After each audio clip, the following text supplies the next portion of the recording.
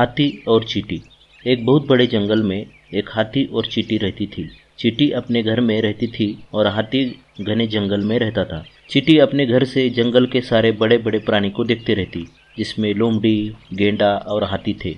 इन बड़े जानवरों को देख के उसे बहुत दुख होता। उसे लगता उसे ईश्वर ने कितना छोटा बनाया है और बाकी के जानवरों को कितना बड़ा बनाया है। वो अपने घर में छुप के बैठ जाती। उसे बाहर निकलने में बहुत डर लगता। उसे लगता वो किसी जानवर के पैर के नीचे आकर मर जाएगी।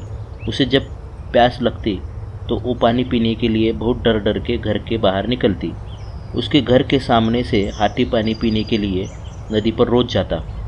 उस हाथी के विशाल शरीर को देख के उसे और भी दुख होता। वो अपने घर से हाथी को रोज़ देखते रहती। उसे लगता कि उसे हाथी के साथ दोस्ती बनानी चाहिए, लेकिन फिर उसे लगता हाथी कितना बड़ा जानवर है और उस जैसे छोटे जीव से क्या दोस्ती करेगा। लेकिन एक दिन हाथी उसके घर के सामने रुका और चींटी से बात करने लगा। वो उसे बोला, चींटी दीदी, तुम रोज़ मुझे नदी पर पानी पीने जाता हूँ देखती हो, क्या तुम मुझसे दोस्ती करोगी? हाथी का स्वभाव अच्छा था। हाथी की बात से चींटी खुश हुई और बोली, हाथी भाई, मैं तो तुमसे दोस्ती कर लूँगी, लेकिन मैं बहुत छोटा जीव हूँ। क्या तुम मुझसे दोस्ती करने के लिए सच में तैयार हो? हाथी बोला, छोटी हुई तो क्या हुआ, तुम भी तो इसी जंगल में रहती हो और मैं भी तो इसी जंगल में रहता हूँ, तो हमें इस जंगल में मिलजुल के रहना है और हम एक दूसरे के दोस्त बनेंगे तो यहाँ जंगल में हम बहुत खुशी से रह सकते हैं। जो भी हो। चींटी बहुत खुश हुई। वैसे वो चाहती तो बहुत दिन से किसी बड़े जानवर से उसे दोस्ती करनी चाहिए, लेकिन आज खुद हाथी उसका दोस्त बनने चला था और इस तरह हाथी और चींटी दोनों दोस्त हुए। चींटी बहुत खुश थी।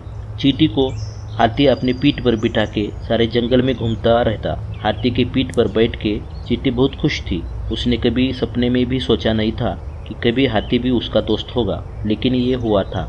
एक दिन जंगल में हाथी घूम रहा था। चींटी उसके पीठ पर बैठ के सारे जंगल को देख रही थी। उसने कहा, हाथी भाई, तुम्हारा बड़प्पन है, तुमने मुझसे दोस्ती की, मैं बहुत खुश हूँ। इस जंगल में मेरा तुम्हारे जैसा शक्तिशाली दोस्त है। पहले मैं बहुत दुखी रहती थी और मैं बहुत डर डर के जीती थी। अभी मैं खुश हूँ कि तुम मेरे दोस्त हो, लेकिन कभी कभी मेरे छोटे होने का मुझे दुख भी होता है। ईश्वर ने मुझे छोटा क्यों बनाया है, इसका मुझे अफसोस होता है। हाथी कहता है, चींटी बहन, हमें ईश्वर का धन्यवाद करना चाहिए कि उसने हमें ये जीवन दिया है। इतने अच्छे जंगल में हम रहते हैं और तुमने ये शायद ही सोचा होगा या सोचा नहीं होगा कि बड़े शरीर और शक्ति के साथ बड़ी जिम्मेदारी भी आती है।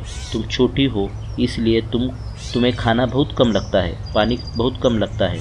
तुम्हें कहीं भी पानी पीने का मिल जाएगा। तुम छोटे से घर में रह सकती हो। मेरा देखोगी तो तुम्हें पता चलेगा। मेरे विशाल शरीर को चलाने के लिए मुझे बहुत सारा खाना लगता है। दिन भर मुझे खाने के लिए जंगल में भटकना पड़ता है। मुझे घर भी बहुत बड़ा लगता है। बहुत बार मैं पेड़ के नीचे ही सो जाता हूँ और पानी पीने के लिए मुझे हर बार नदी पे जाना पड़ता है। और आजकल शिकारी भी जंगल में हाथियों का शिकार कर रहे हैं। मेरे सफ़ेद बड़े दांत ही मेरे दुश्मन बन चुके हैं। मेरे दांतों के लिए शिकारी हम हाथियों का शिकार करते हैं। मुझे जंगल में छुप छुप के रहना पड़ता है।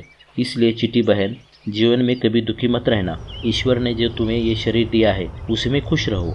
उस दिन से चींटी खुश रहने लगी। उसे हाथी के बोलने का अर्थ समझ में आया। तात्पर्य: 1. बड़े शक्ति के साथ बड़ी जिम्मेदारी भी आती है। 2. ईश्वर ने हमें जो भी जीवन दिया है उसी में हमें खुश रहना चाहिए।